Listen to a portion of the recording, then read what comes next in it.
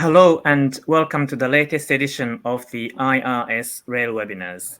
This is part 2 of the two-part series on harnessing IoT for preventing and recovering from rail incidents, produced by the International Railway Summit in association with Frequentis. I'm Jules Somura, the Managing Director of Iris Events, and it's my pleasure to welcome you all to this session. So at the last count, we had over 150 people from 47 countries registered for today. Welcome to those of you attending our webinar program for the first time, and welcome back if you've joined us before. This webinar series looks at the use of IoT that helps rail operators and infrastructure managers prevent and respond to incidents, from service interruptions to fatal accidents. In part 1, we explored how railways can prepare for incidents using sensors. Smart sensors form a vital part of incident management, from condition monitoring and prevention to incident alerts and post-incident analysis. If you missed it, you can watch an on-demand video on our website. In today's part 2, we will look at drones and how railways can promptly restore operations after an incident, putting a spotlight on the use of drones as fast responders in rail incidents. I'm delighted to have the support of industry leaders and innovators as speakers with us today. In particular, we are fortunate to have the support of our sponsors, Frequentis and Dronecloud, which allows us to provide this important debate for anyone to watch for free. Frequentis is a leading global expert in safety-critical communications.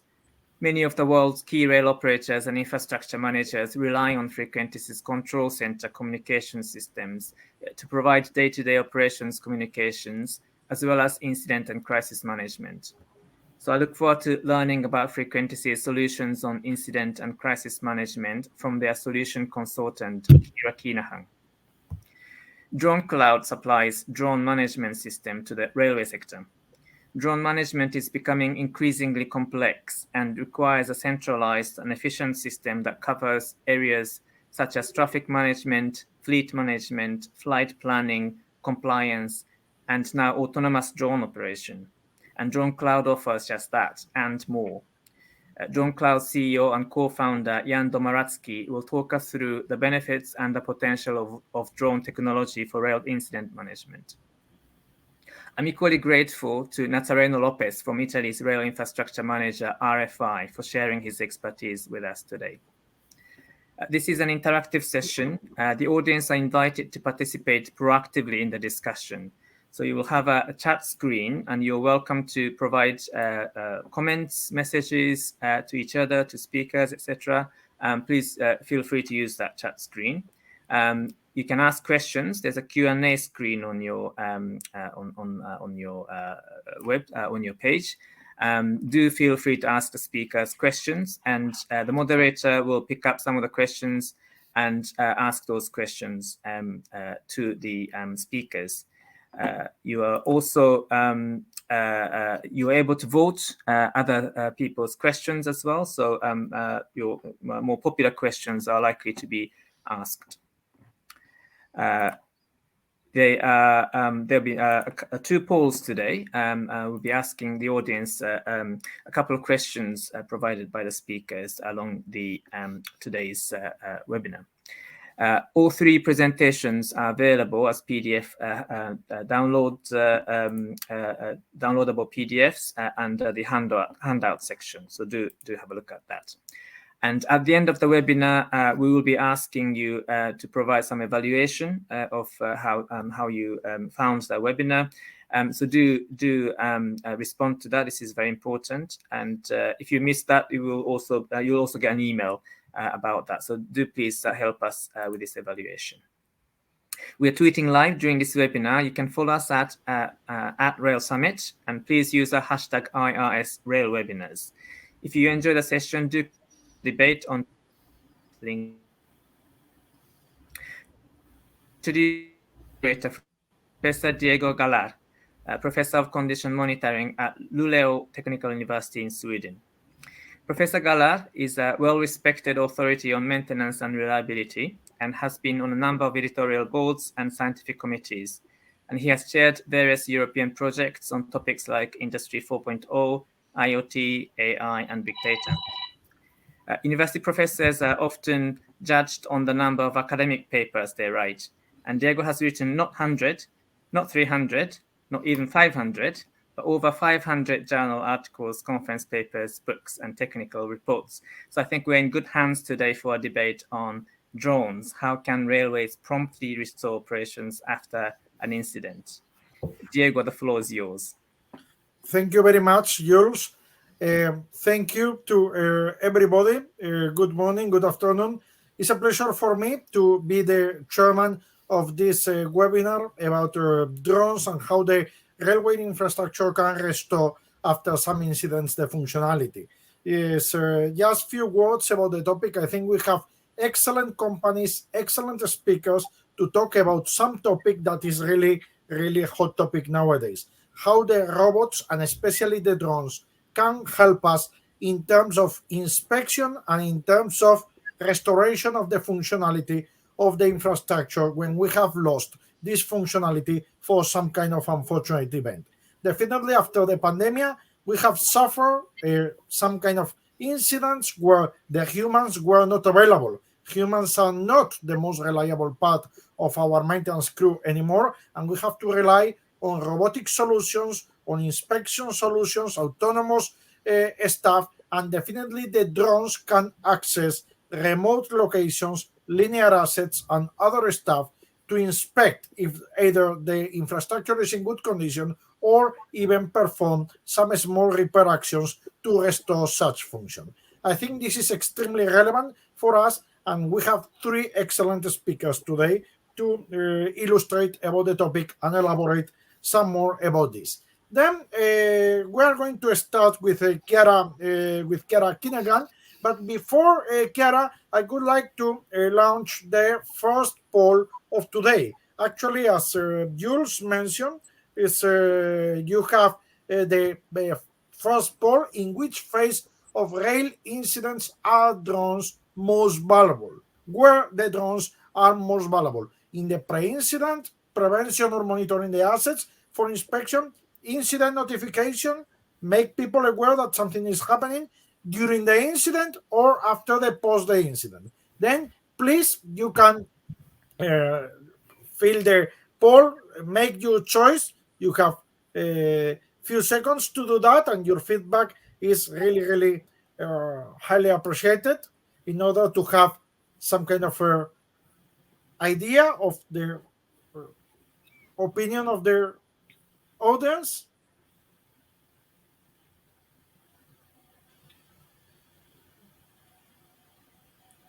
We give a few seconds for the people to fill the poll.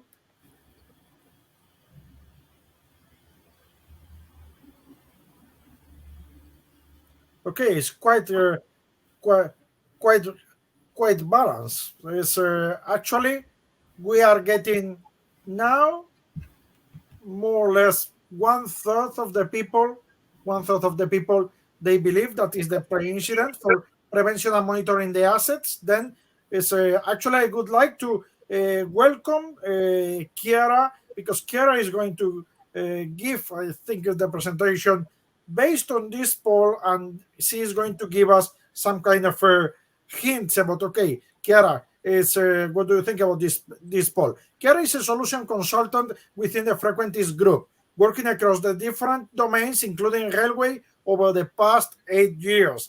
Chiara has worked directly with railway organizations in the implementation of railway incident management solutions and is focused on collaborative business requirements for analysis, promoting problem solving at the solution level. Chiara, most welcome. Thank you very much to be here, you and your company. And what do you think that one third of the people thinks that the monitoring part is maybe one of the most relevant in terms of prevention by drones? Chiara, floor is yours. Thank you. Thanks. I mean, I would say that with anything, it's better to prevent an incident than have to manage it. So I'm not surprised that that was the answer. But even if any of the other responses were picked, it's fine because I'll cover them all in my presentation now. Okay, I think it's Chiara. The floor is yours. You can start your presentation. Thank you very much.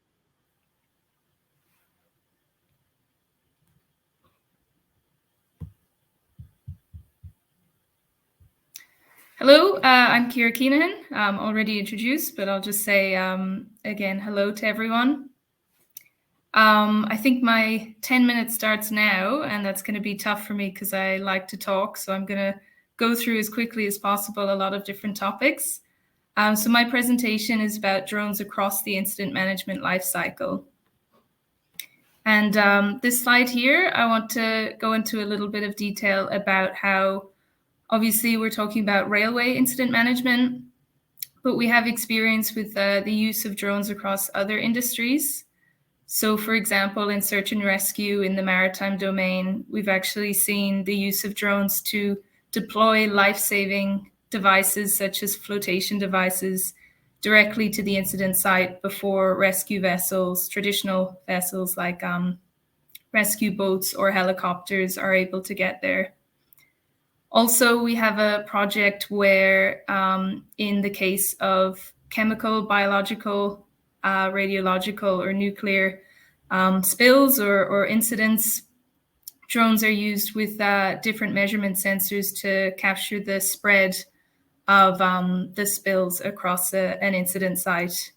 So it's important to look at where drones are being used in other industries to take a little bit of the innovation and the good ideas that are being used across other industries and to look at bringing those into railway as well. So as we all know, for railways and railway incident management, there are many different roles involved. In the case of a control room, what tends to happen is that more and more screens are added, and this is all relevant and useful information. So for example, in railway incident management, you have dedicated tools for train planning, for rostering, for incident management itself, the act of going through and following workflow steps. And what we're thinking is that instead of having lots of other applications, drone systems, drone management systems, to actually bring them all together in the context of incident management.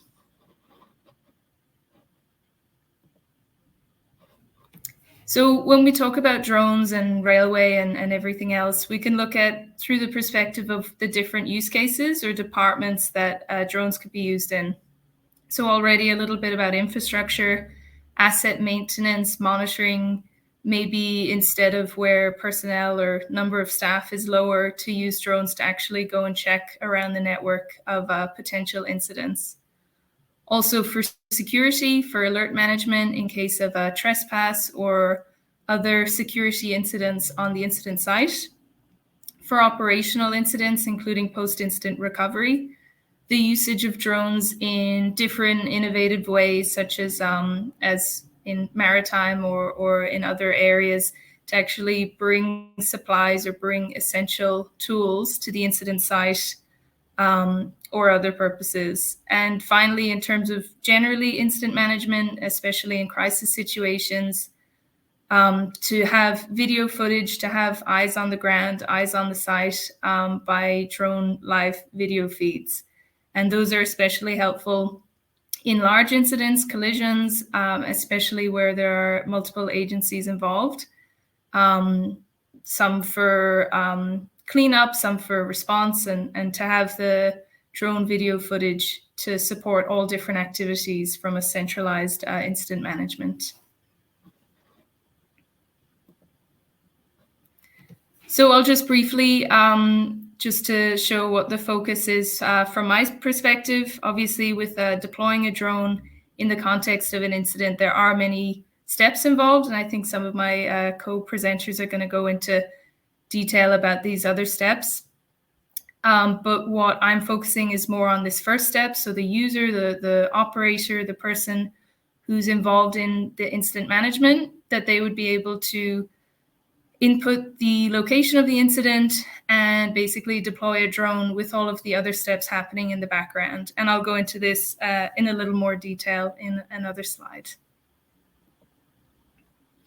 So when we look at an incident, we can talk about the life cycle of an incident. And usually this is different phases marked by some sort of milestone, when the incident is reported, when the first phone call happens, or some other milestone. And why is this important? Because if we want to have a look at analyzing lots of different incidents, we can divide them up by incident phase and start to answer the question, where are we spending the time in the incident where a drone could be used to either improve the operations or improve the return to normal service recovery. So in the context of incident lifecycle, the phases can be different for every organization, or even within an organization, there can be different concepts. But I've taken these 5 as they're sort of standardized across, I would say, many different domains and many different industries. They have something that looks like this. So we start off talking about the incident notification. So this is traditionally through phone calls and radios, and there are other ways. But what we could look at is instead the idea of sensor network and other input data. This could be this example of using drones to monitor assets, to monitor the track network, to monitor high-risk areas, and to try and find the problems before they actually turn into incidents. The next phase of the analysis phase. So our incident management has configurable forms, which are available for different types of drone use cases, as I spoke about earlier. But in addition, during this analysis phase, it's important to, before a drone is deployed, to make some decisions. And of course, having decision support tools such as visualization of the weather, local resources, other incidents, is essential before any action is taken.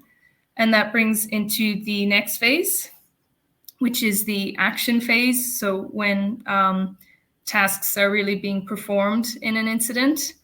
And to explain this, I've taken this example use case that we've already done in our organization, which is to have a drone hangar, which is like a remote drone hangar that's placed strategically across the network.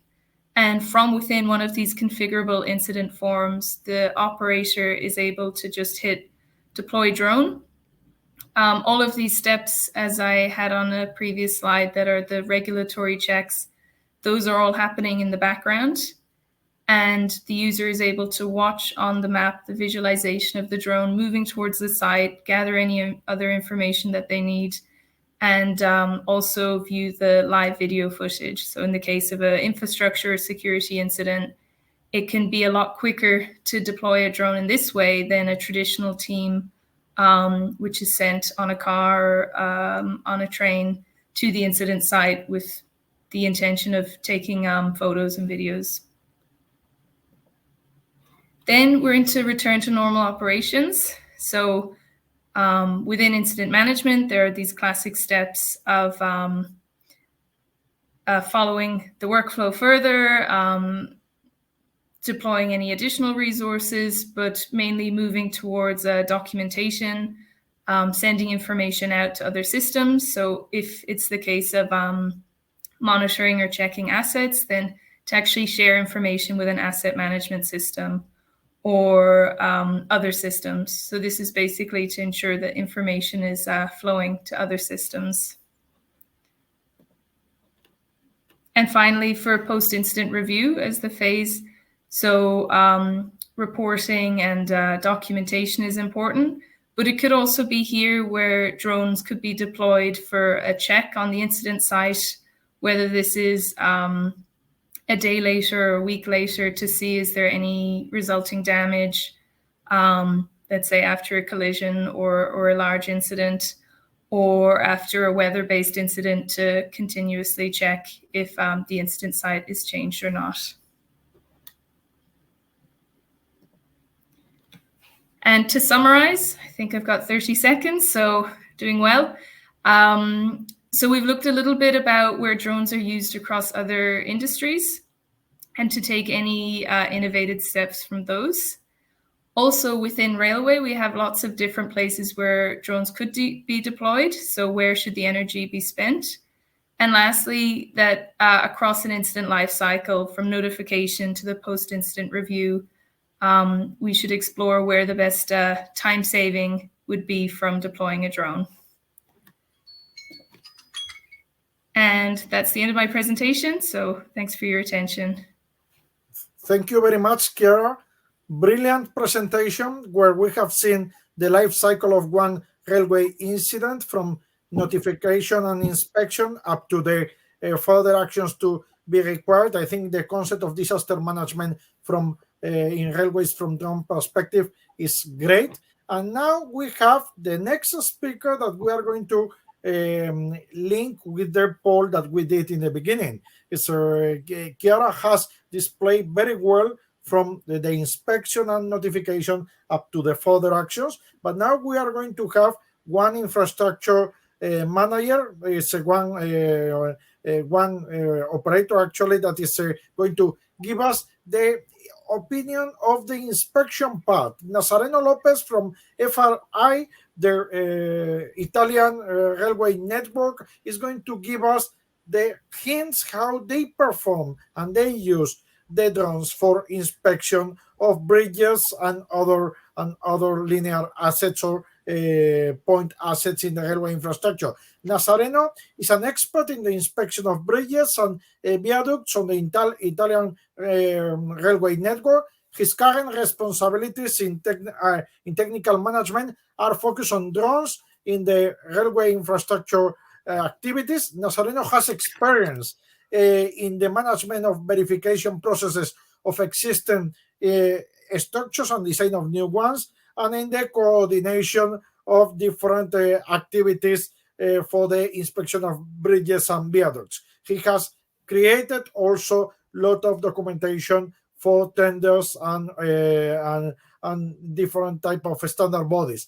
I think it's really interesting, Nazareno, that you are going to give us the drone inspection in Europe, where the legacy infrastructure and the aging infrastructure is a problem that we are facing. We are facing a problem of very old infrastructure, but of course we have to keep capacity and punctuality KPIs, and your hints are going to be really insightful. Nazareno, thank you very much for being here, and floor is yours. Thank you, Diego. Thank you very much for the great presentation. As you said before, the topic of my presentation is the drone inspection after natural events, with focus about the use of drone in the bridge inspection and in the infrastructure inspection. So during the Chiara presentation, we have treated the use of drone in the railway incident. Now I will describe you the drone usage in another type of incident, as for example the seismic event or the hydrogeological event. As you said, concerning the seismic hazard, Italy is exposed to a considerable seismic risk due to the mutual approach of the African and the Eurasian plate.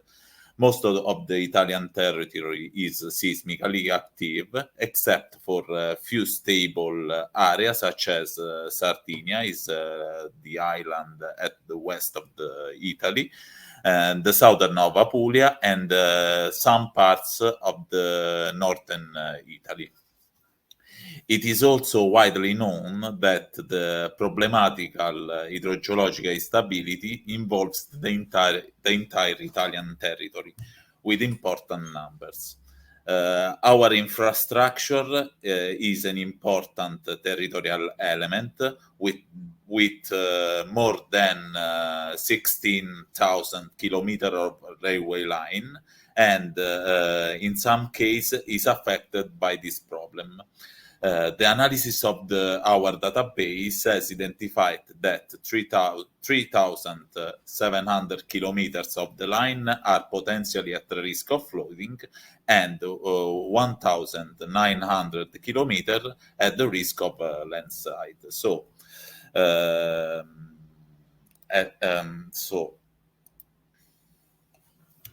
After this event, the infrastructure managers have to manage and monitor the railway infrastructure with particular attention to the bridge.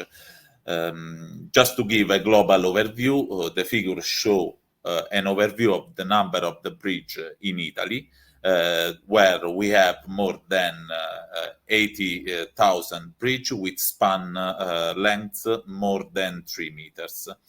But some of those bridge, due to the soil morphology of the Italy or due to the geometrical features of the bridge, are difficult to inspect even with the use of special vehicle as a lift platform or by bridge. So RFI,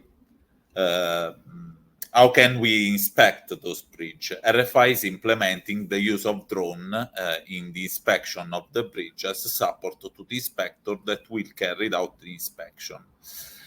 To inspect those bridge, we carried out several flights. For example, side flight carried out to acquire the data of the deck of the bridge and the vertical elements, pier and abutments. The flight is made without exceeding the bridge parapet height, and the instrumentation in the drone is located in the lower part of the drone. The second type of flights are flight under the deck that are carried out to acquire the data related to the lower part of the deck of the span. The instrumentation is located in the top of the UAV. And the last type of flight are the nadir flights, performed above the bridge at the height of 10-20 meters and used to characterize the railway infrastructure.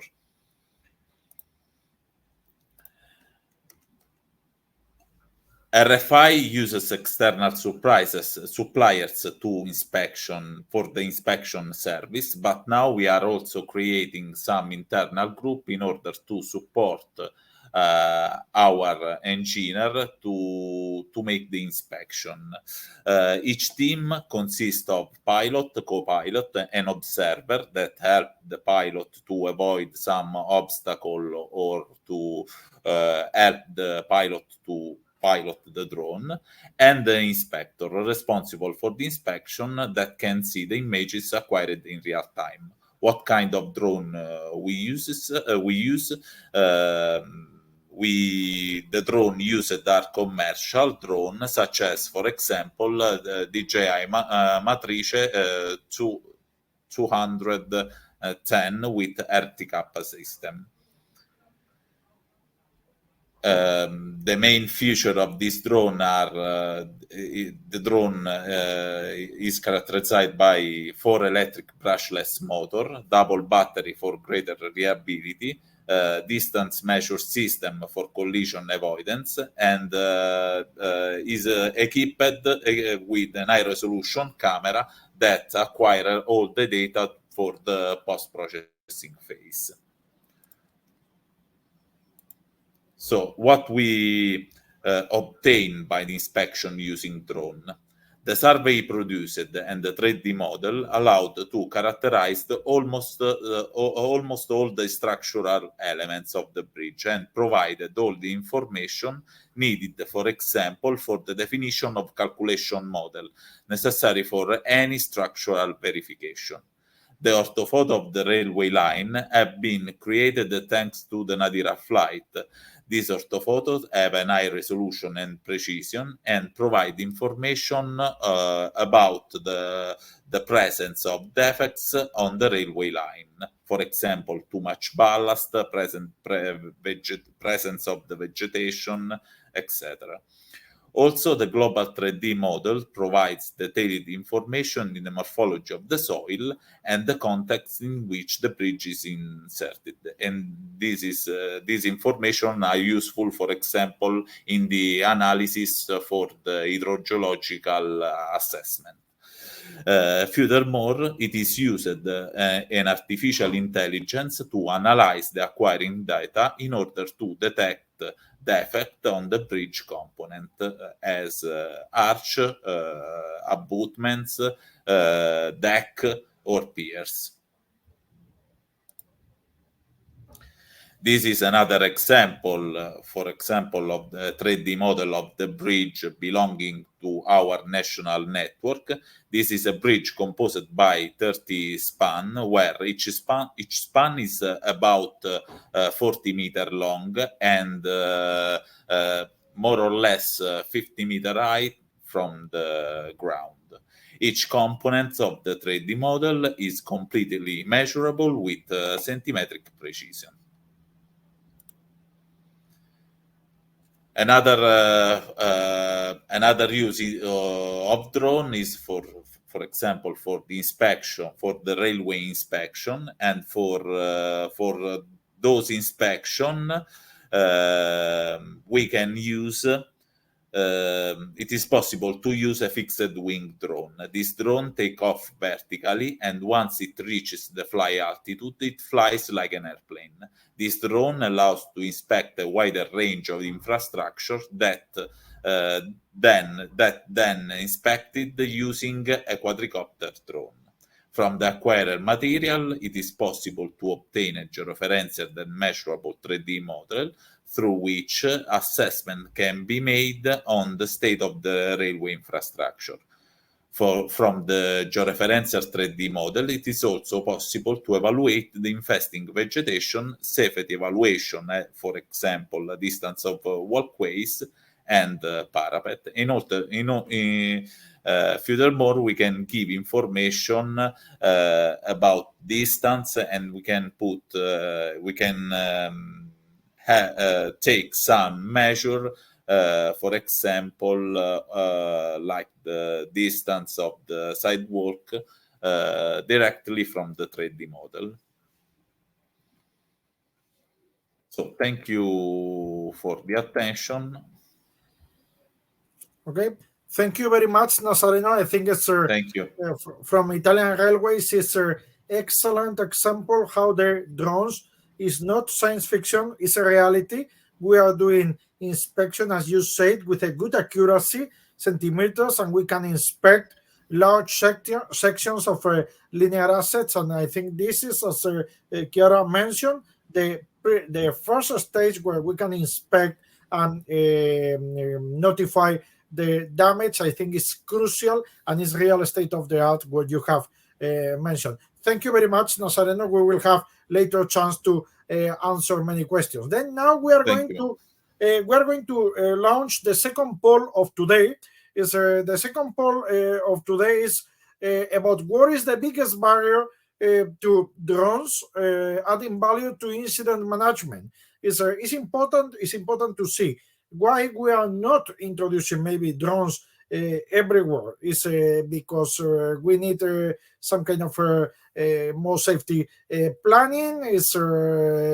We need to have it in the right place. We have some kind of legal issues or enough data. Please, I really encourage all of you to fill the poll, and then let's see what is going on here with this poll, and then we will have the pleasure to listen Jan.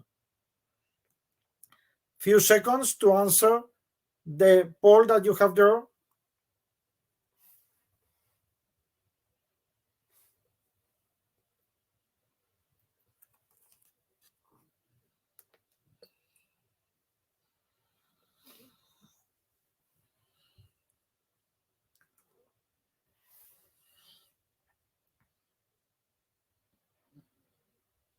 Actually, seems that the poll is very, very balanced. It's almost 25% each. It's not a clear winner in the poll.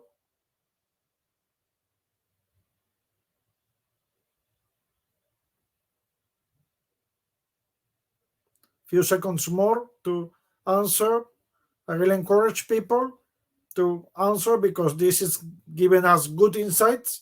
Okay, it's Jan Domaraski is a CEO and co-founder of Dronecloud.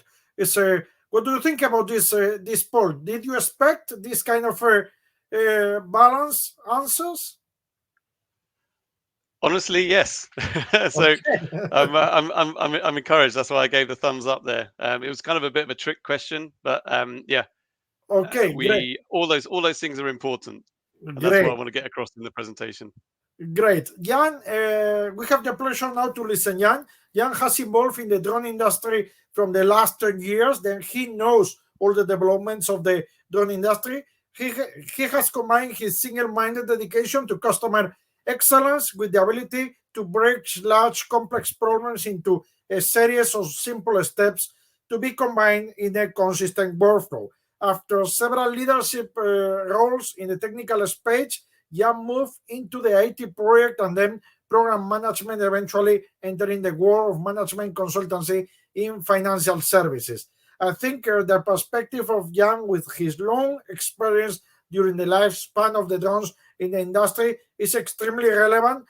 Jan, it's a pleasure to have you here. Floor is yours. Please, go ahead. Thank you, Diego. So in this presentation, I'll aim to give really a feel for how getting the basics right and building a solid foundation for scalable drone operations is key to unlocking genuine value, like using drones to help restore rail services after an incident.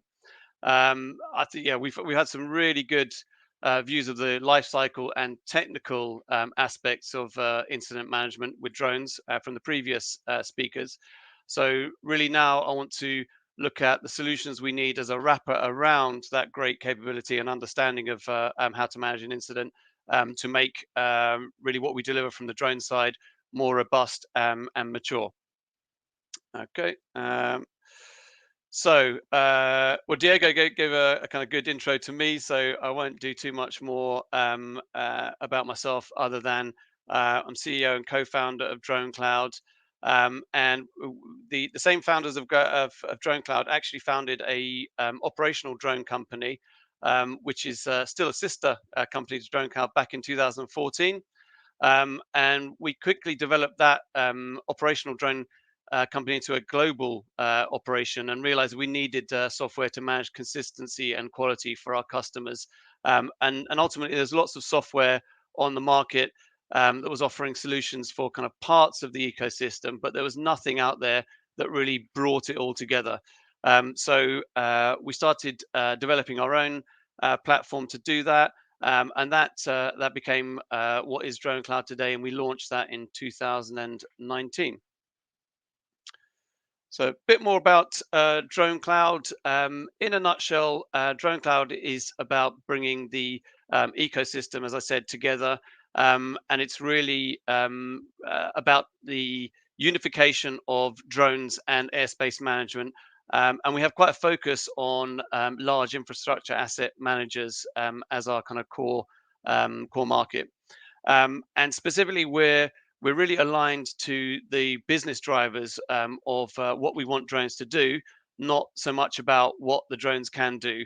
I think we've had, as I said, some fantastic example of what drones can do, but we also really want to make sure that we understand how we actually enable drones to do what we want from them. So getting back to that word ecosystem and the problem of isolation, we've got a little kind of diagram here which hopefully shows what we do and also what I want to bring into this presentation, and that's about the if we look at drones 1.0 as we term it, that's really the problem there is the isolation of the various components that go together to safely and effectively deliver a drone operation. And I think we all know intrinsically in our minds that the drone operations of tomorrow, so what we might call drones 2.0, really need to have all those isolated components integrated so that we can unlock the types of things we want to do, like increasing automation on the journey to autonomy, and ultimately to deliver on those business needs that are driving all of this. So really, it's a journey. And hopefully I'll kind of get that across in the in this presentation, that this is a journey that we need to go on, all of us as an industry, to make sure that we have a solid foundation today to support the drone operations in the future. So really, it's not about what the technology can do, but it's about how we fit that technology into our organizations and how we deliver on the business needs that is driving all of this. So we thought a good, really a kind of good case study for this is Network Rail, who are the UK's national rail infrastructure manager, and they're one of Dronecloud's bigger customers in the UK. And we can, if we look back to when Network Rail started their drone operation a good couple of years ago. They scaled it rapidly, and the point that they kind of started to realize they had a management kind of overhead issue. They already had about 100 licensed pilots, and so they really took stock and understood that they needed a system to help them manage everything, to manage all those pilots nationwide and their various operations. And so Dronecloud won a public tender in 2020 to deliver a drone operational platform for Network Rail, and we've been working with them ever since. And as of this year, in fact, fairly recently, Network Rail have over 300 licensed pilots, including a dedicated team for incident management. And those pilots help Network Rail inspect and maintain 20,000 miles of track, 30,000 bridges, tunnels, and viaducts, and thousands of signals, level crossings, and stations. And so, really, in terms of like using Network Rail as a good case study, we want to really look at how Dronecloud and other systems like Dronecloud can help large infrastructure asset managers such as Dronecloud, such as Network Rail, get the most out of drones and actually really deliver on those business needs and requirements. So how do we do that? And I guess might be a bit controversial, but really we feel that we do that by making drones boring.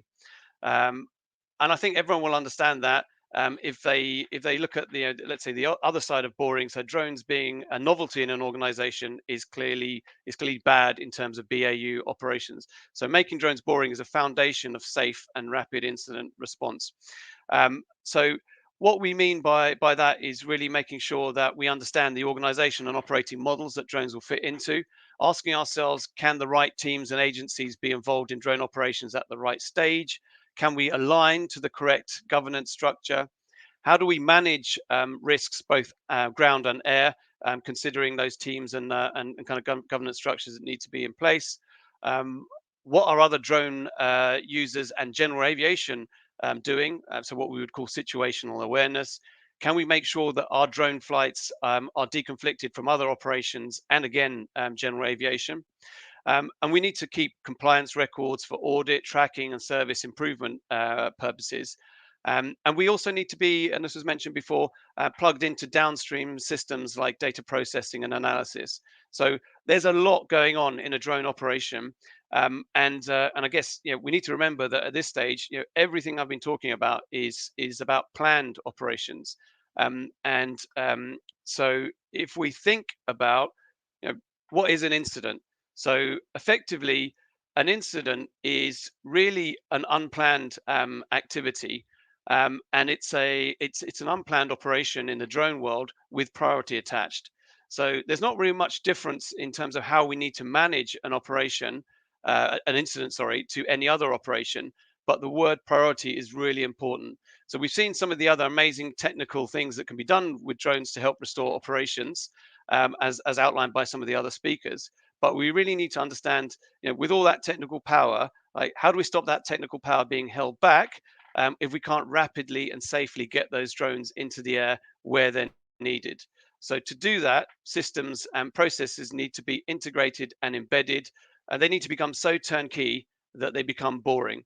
And that requires systems like Dronecloud and some of the systems that have been outlined by the other speakers in place to make sure that when an unplanned operation is required, aka an incident, that we have the systems in place, that they are robust and sufficiently mature, plugged into the organization, ideally through open standards where possible, so that we can then release those drone operations teams to manage their incident and not be worrying about how they go about doing that. So we need the systems to do the heavy lifting there, and we need to free up the operational teams and the incident management teams to do what they do best and get the most value out of drones.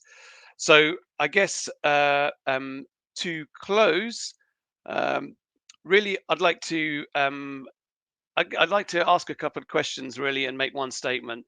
So the first of the two questions is how end users. So I guess you guys listening to this, how the business requirements that you have translate into deployable drone capability, and how does that technical capability integrate into your organization's operating and governance model?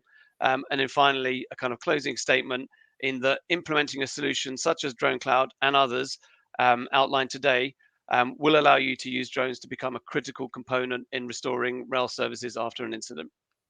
So thank you. That's it from me. And back over to you, Diego. Thank you very much, Jan. Fantastic presentation. I think it's three speakers. We have gotten an excellent view of what is the real state of the art of the drones and where we are heading with the drones, definitely as tools that not just for inspection but also for disaster management are going to be crucial in the railways in the coming years. Then I would like now to invite the rest of the speakers for the panel discussion, and then we will start with the different Q&A, because we have from the audience a number of questions, and also I would like to formulate some of the questions. But first of all, let me since you have finished, Jan, with your presentation, and I think it's from Dronecloud, you are very pioneer in that. What is the evolution that you have suffered, maybe from semi-automated drones that you need some humans to operate the drones, and where we are heading now with fully automated drones, maybe with navigation system, etc., that you don't need the human, at least so much focus on the operation in the drones. This is something that we will see as a reality in the coming years. Yeah, it's a good question. I think ultimately yes, but it depends on what you define by coming years and what level of autonomy and automation. So I know maybe that's a bit of a politician's answer, but I think yes, we'll definitely see it, but in varying degrees. And then I think to answer the question specifically, I think in terms of like what are the barriers, so what kind of things are, or what challenges that we've had as Dronecloud, but I think as the industry, I think you could really look at it as two main barriers. You've got the regulatory landscape that we need to work in, and that is that can be different according to different regions, different geographies. So working within the constraints of the regulatory landscape, there's already a lot of automation and autonomy, let's say, present in the market. But I think in terms of for that to be scalable and really get going, we'll need to continue working with regulators to make that happen. I think the other side of it is, I would say, public engagement, acceptance, and even down, if we look, for example, to challenges that we might have that will have been traditionally the case in other industries, for example, working with the unions to make sure that the people side of it is well catered for. So opening up, looking at some of the opportunities that are there, and making sure that we're not seen and actively being a threat to people from let's say an acceptance point of view.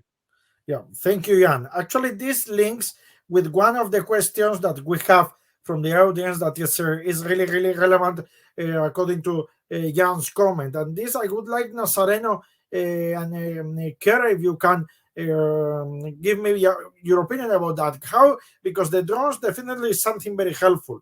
But as we are seeing in Europe that we have strong regulations, restrictions, airports. In Italy, have struggling with that, Nazareno? Is a real problem? Have you overcome this issue?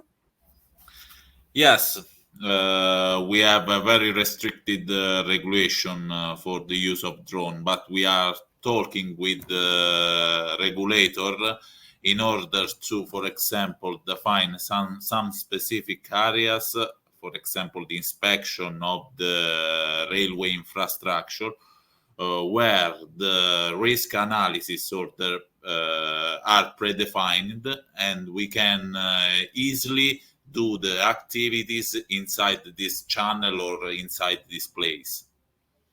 Okay. Chiara, do you think that these restrictions are some kind of legal barrier that is stopping the development of the drones as a powerful tool for disaster management? I think it depends a little bit, obviously, on the country, but also, yes, if we're talking about airports, there's a kind of a different process for those. I think it's important that for the drone deployment, that the information is exchanged with the right authorities, whether that's a UTM or unmanned aircraft traffic management or a different authority. I think that exchanging the information is kind of the first step. And obviously, it's a bit of a balance as well between certain industries and putting the drones in place with less effort. Yeah, in this case, when we're talking about restrictions, are you facing also some safety restrictions, not with the aerial space, but also with the operators that are operating the drones? They have to. Are we mature in Europe? In this case, Jan, for operators managing drones that they cannot get injured or something like this? Yeah, absolutely. I mean, there's lots of restrictions, I guess, quite rightly so, around based around the, let's say, the capability or the type of drone being used. So primarily around weight and what kind of risk that drone poses. But that being said, there's and I think Nazareno and Kira touched on it, I think, really quite well, that there's a lot of good work being done to create effectively, whether we want to call them geo zones or kind of as Nazareno said, channels or corridors down which drones can, let's say, or let's say we as an industry can do some of the safety analysis and let's say conformance around what a drone should do and how it should behave. And ultimately manage the risk up front, so we can do some of the heavy lifting for that, create some zones within which drones can operate more regularly and more safely. And that's something that we as Dronecloud are working on, and certainly with the likes of Frequentis and others, I think we're kind of moving in that direction as an industry. Thank you, Jan. Now, question for Chiara mostly. It's definitely, Chiara, you have displayed a very excellent picture of the life cycle of the accident, from inspection to actions taken. And yes, and definitely the drones, as the question asked, they are excellent tool for that. But in large networks, I'm thinking, for example, in Sweden, where we have a very huge railway network, many times very remote assets, very unattended. What is the autonomy? What is the maximum distance? Can we reach remote locations with the drones for this inspection and for the actions? Of there are some constraint in terms of distance and other issues that we can help with the drones, Chiara. Yes, so what I think I looked at a little bit was the drone hanger solution. So that's one idea of having a remote drone hanger from which the drone is deployed. And obviously, if it's a small area or a small network, then it could be one hanger, or if it's a bigger area, it could be multiple deployment points. It really depends on let's say, the organization and the distance of the network. And obviously, more on the drone side, it could be a bigger drone as well for this longer battery life and ability to go, let's say, up to 80, 100 kilometers, I think is the idea. So also depends a little bit on the overall on the size of the network or the area to be covered. Yeah, definitely. I think it's very important that it's maybe we are still facing the issue of either linear assets for long railway networks in terms of autonomy of the drones, or even radio communications, or wherever we may face an issue. But definitely seems that the state of the art for singular assets, point assets like bridges, for example, Nazareno, this is really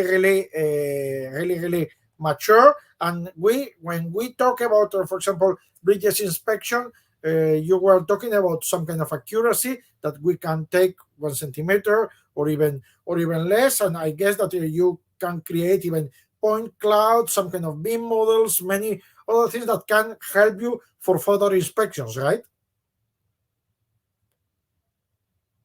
It's you are muted. Can you unmute? Sorry.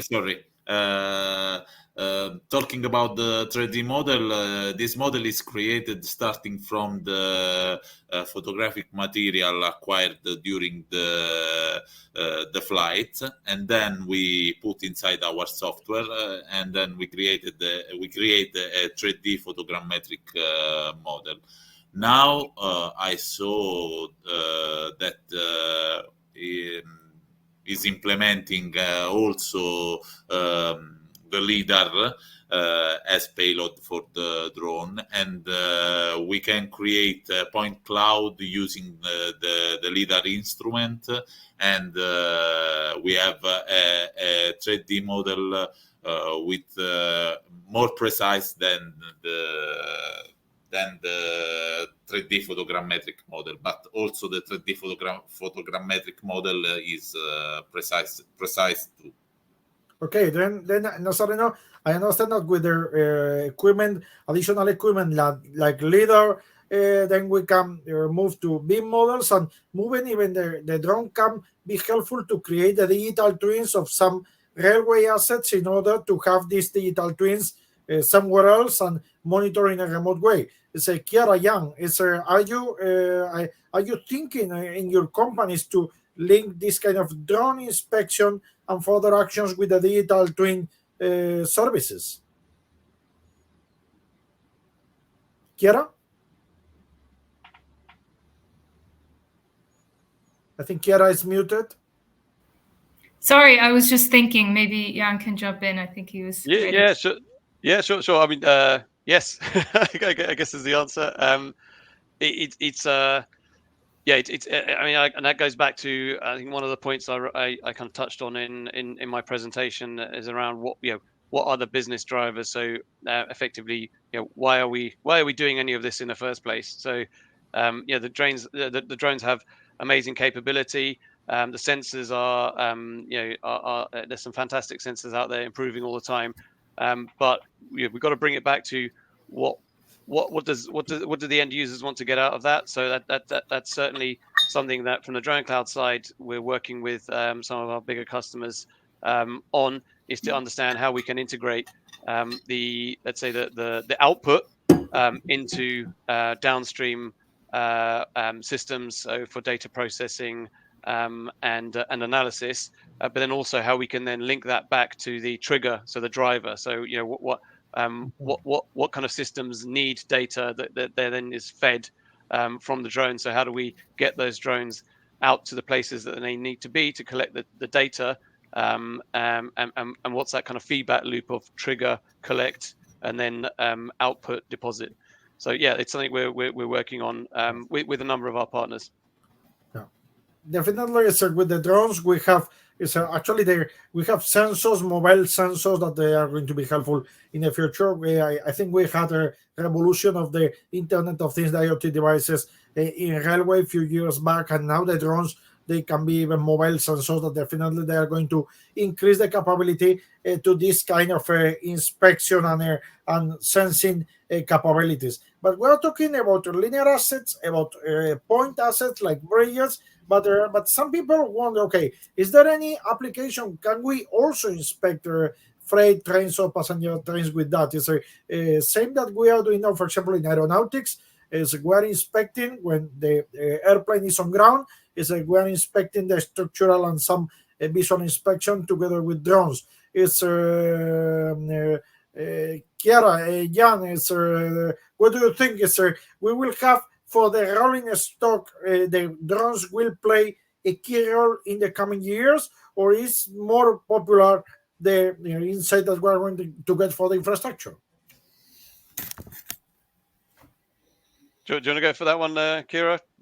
Yeah, I could just say briefly a little bit that obviously for regular inspections, it fits a little bit outside of the incident management, the reacting to incidents.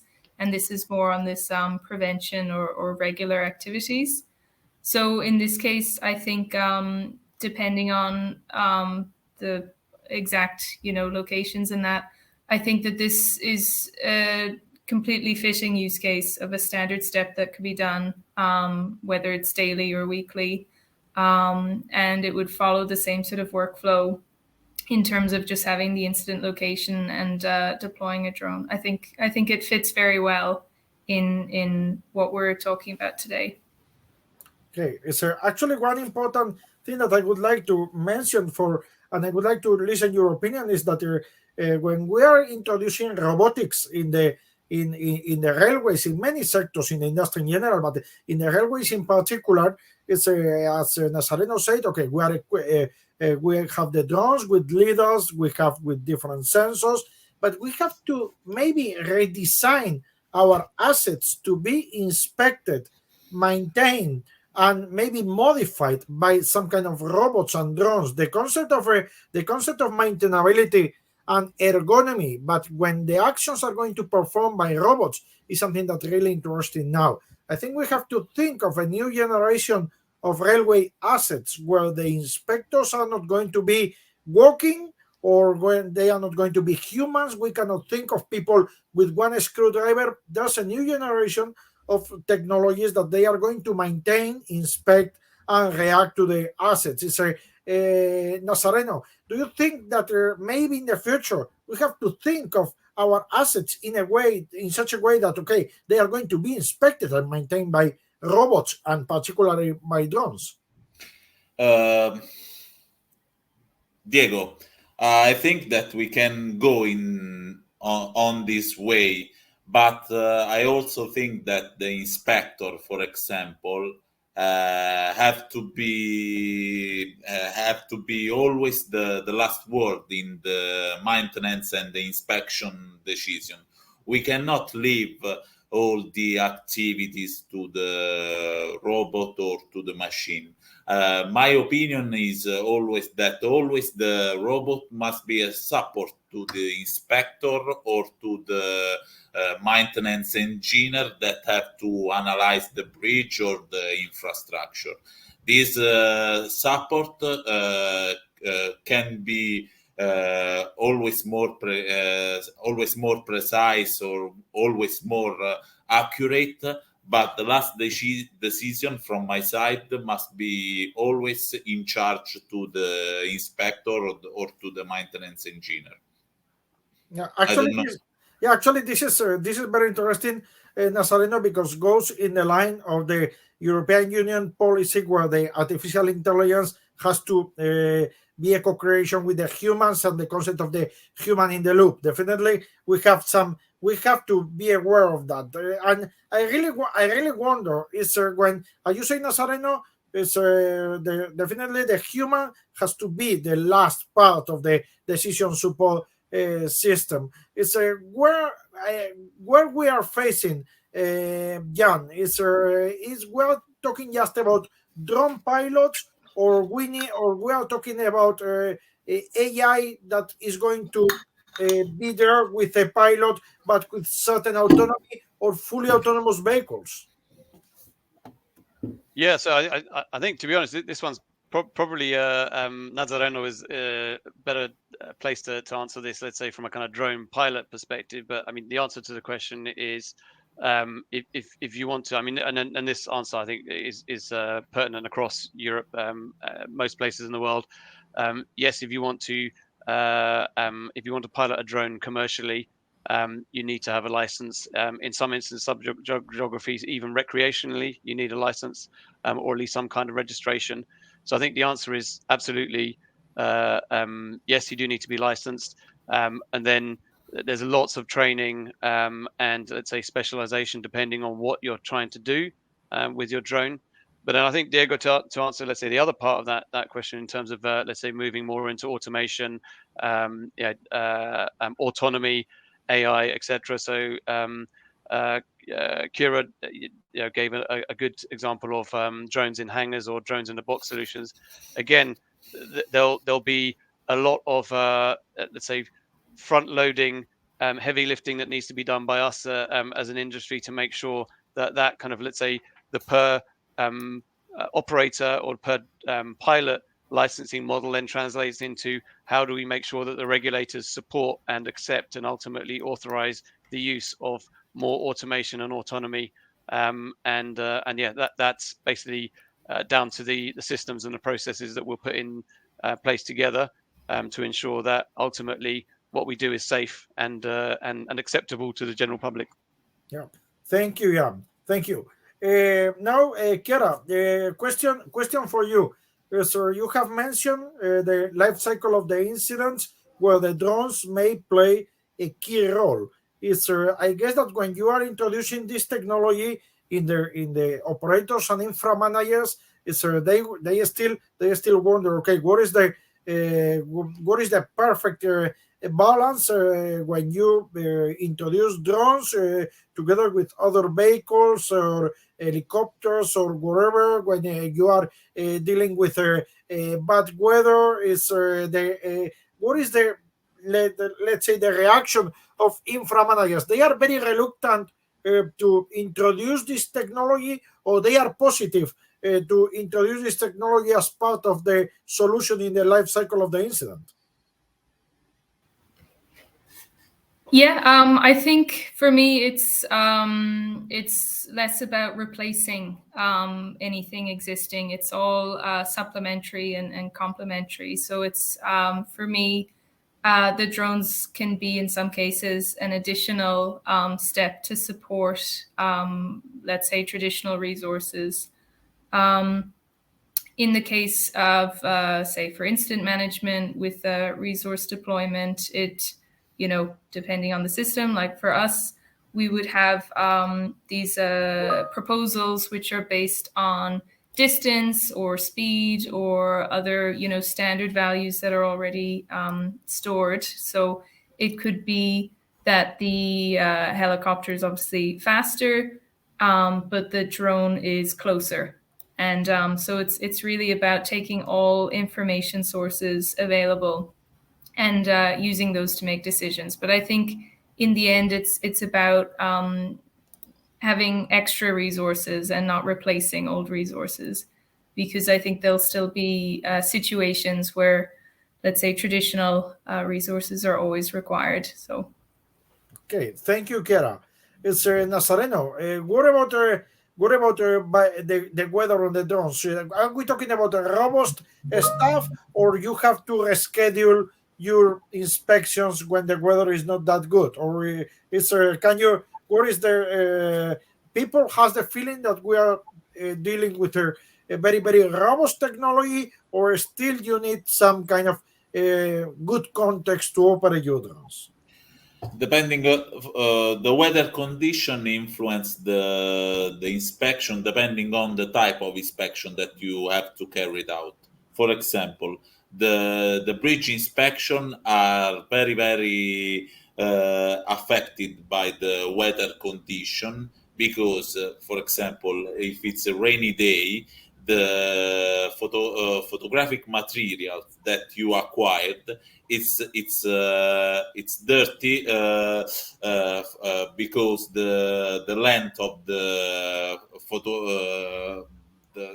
photographic tool is wet, and then you cannot post process the images very well, and you cannot detect very well the defects.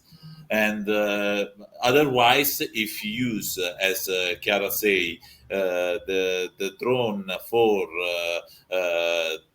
a first analysis of an intervention area, you can use the drone even if it's raining. there is no problem from this side. The drone is waterproof. There is no problem, but the data acquired have some problem due to the weather condition. Okay, there's when we talk about drones in railway assets, the railway assets, of course, they have, in my opinion, two limitations. Of course, their remote locations and the concept of linear asset that is there, that you cannot reach certain range. Then this is something that we have to be clear with the audience.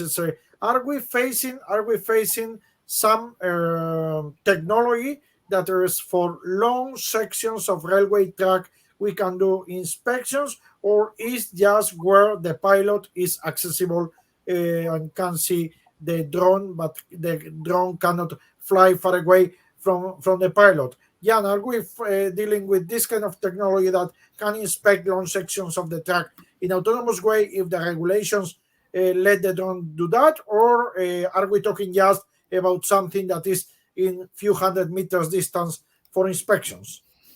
Yeah, definitely more than a few hundred meters.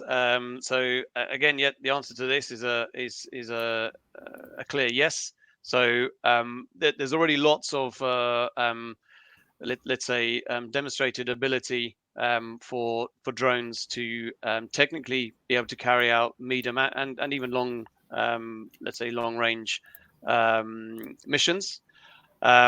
So, for example, Network Rail themselves recently, or fairly recently, did a 25-kilometer linear inspection. So, what we would class in the industry as beyond visual line of sight, or BVLOS. So, definitely the capability is there. Again, also it goes back to the regulation. So, what can we do? But I think more importantly, probably for everyone listening to the webinar, not so much what we can do as a demonstrator, but what can we do in terms of a scalable, deployable solution. And that's something that we're working on with our industry partners to make sure that kind of capability is deployable.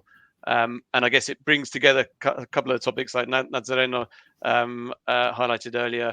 Let's say channels or corridors, geozones, whatever you might want to call them.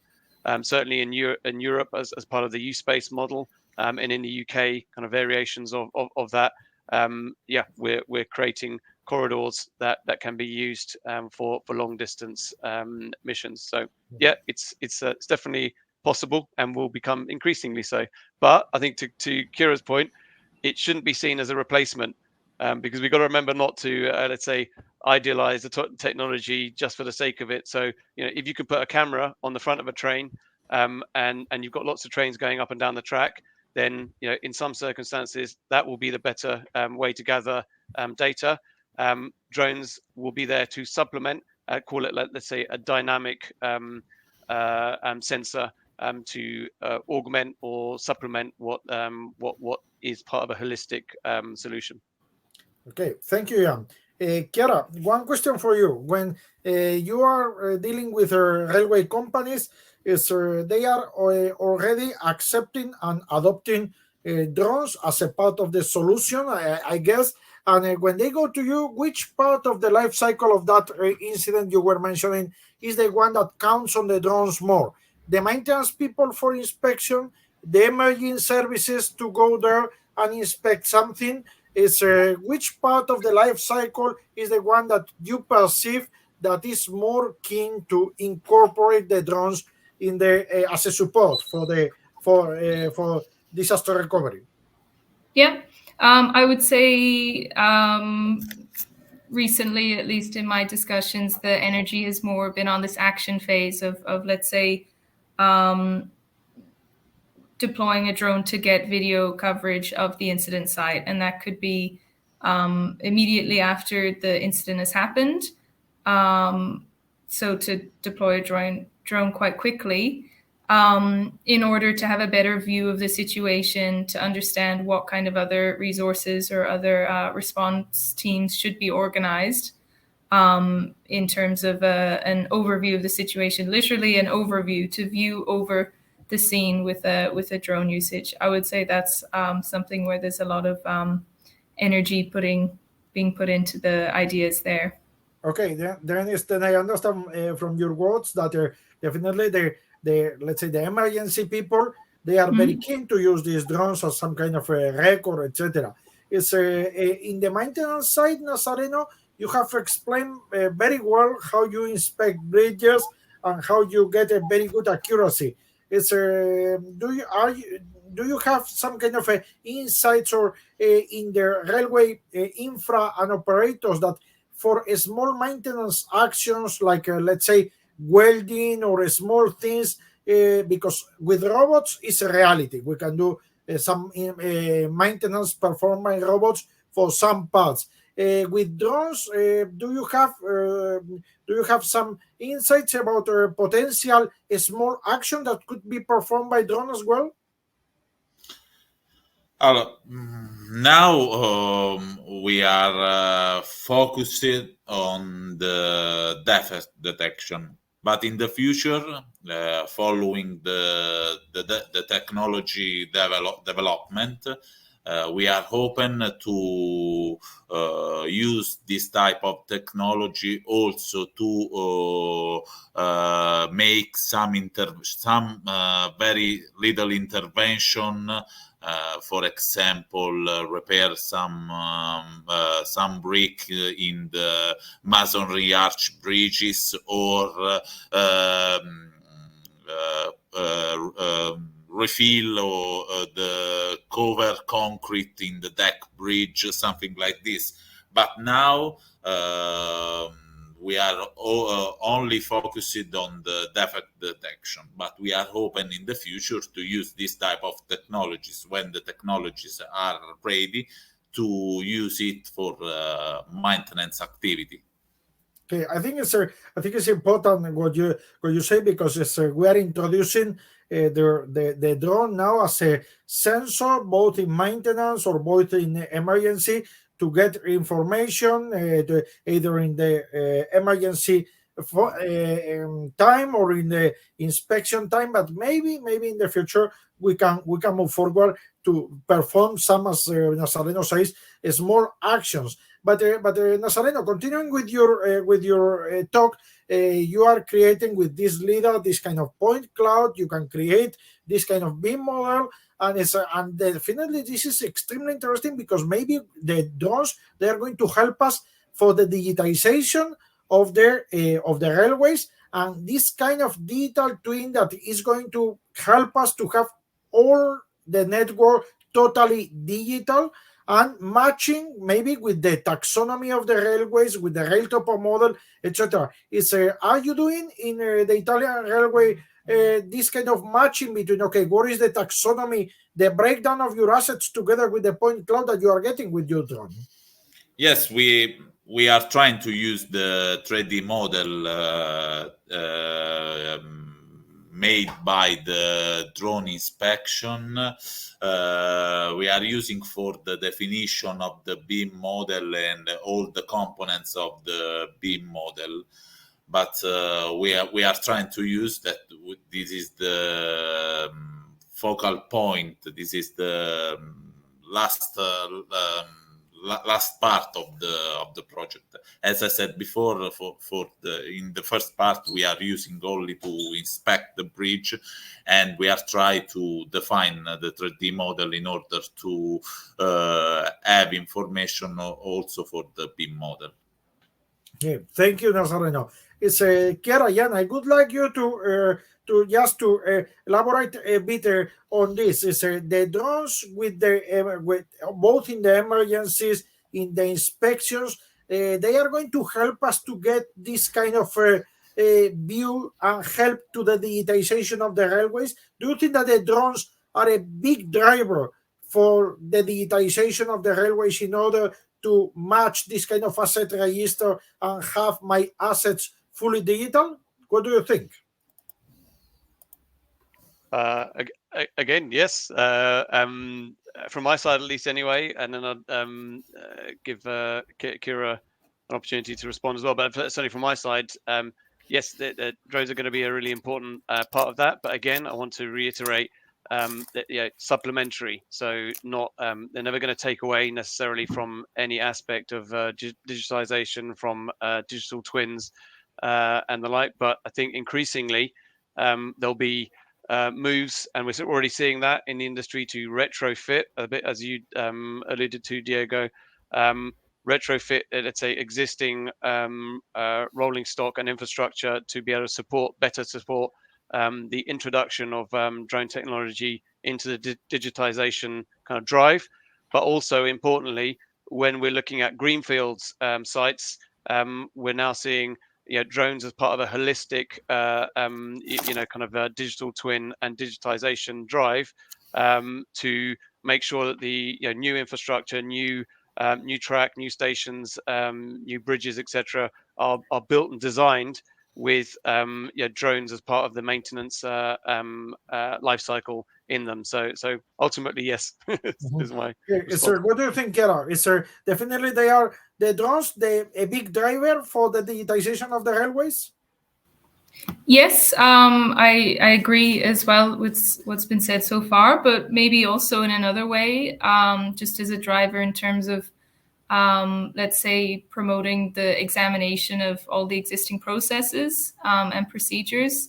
So by looking at how drones could fit in, maybe to even identify problem areas or, let's say, gaps in data. So using it as a sort of vehicle to internally examine areas within the organization that could be enhanced. So I think that using drones to already, let's say, drive improvement in the procedural side as well, I think is important. Okay, and and one question that I think the audience is interested is: is the drone technology affordable for this kind of inspection and and incident management, or is it still just affordable for infra managers like network rail that, of course, they are very big?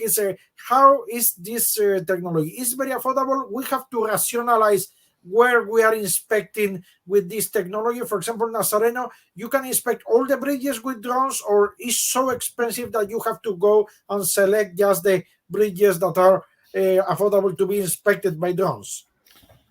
No, Diego, no, we inspected all the bridge, using drone, and during our inspection, then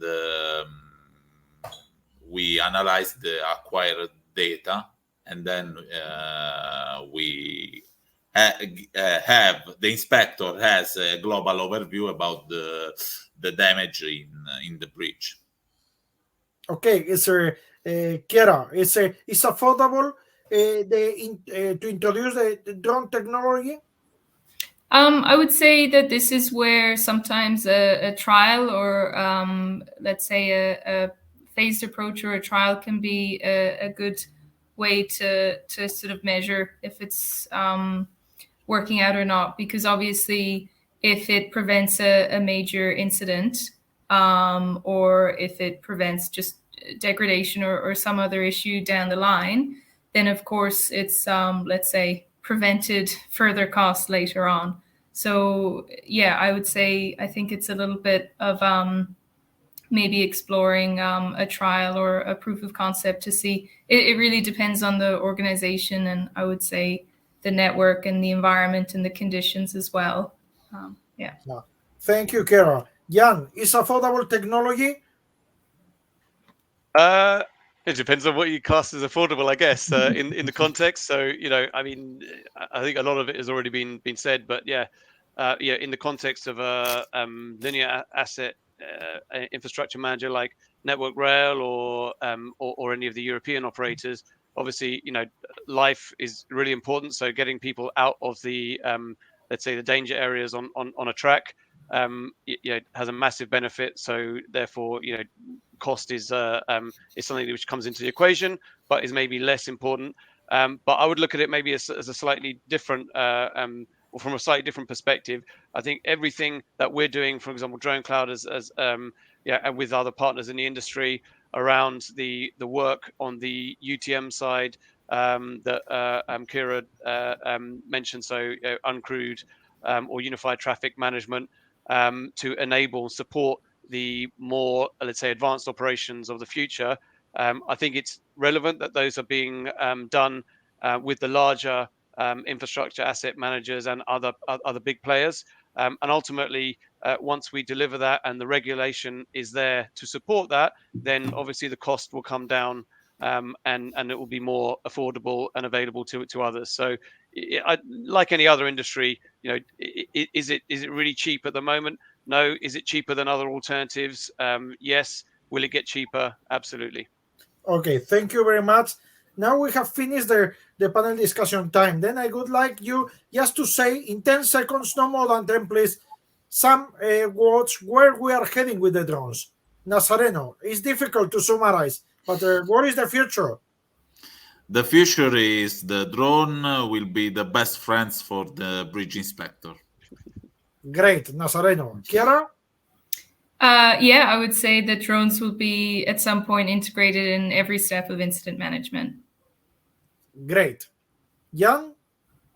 Yeah, I'd kind of build on that and say, drones will be integrated into, I guess, as much of the overall operating model as possible. And also just picking up on I saw one of the other questions there from the public from Andy Billington about, so how do you interact with ATC? A really pertinent fits in with my summary there. So Andy, yes, UTM, so uncrewed traffic management, already integrates into ATC, obviously depending on the geography, the regulation.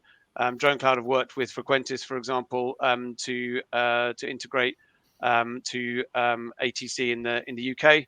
And so those data links are there and will improve, and we'll have more of that kind of integration into other upstream and downstream systems. And that's my kind of view on the future of drones: is more integrated, more part of the BAU, maybe more boring but doing more. Okay, thank you, Jan. Okay, then with this we close the panel. Let me just say a few words that thanking the presenters. Has been fantastic to listen how in the life cycle of the incident, from inspection with great works from the Italian railway industry, we can see the damage detection, maybe damage progression as well, and maybe in the future we can do some small interventions. But if the incident happens, if we have this unfortunate event, definitely, as Chiara said and Jan mentioned, we can incorporate the drones in the logistics for the event management and the disaster management and disaster recovery. Then the drones are going to be the ingredient from the beginning, from inspection up to disaster recovery in the whole railway arena.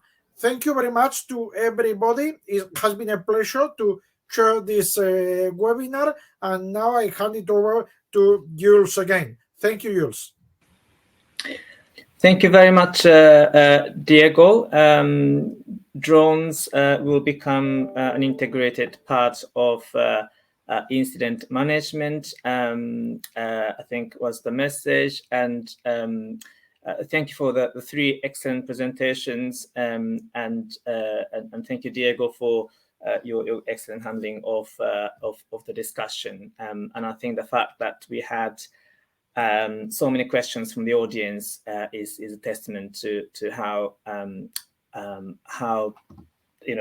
much information is still needed to be shared, and how much interest there is in among the operators and the rail sector in general. So thank you for the really exciting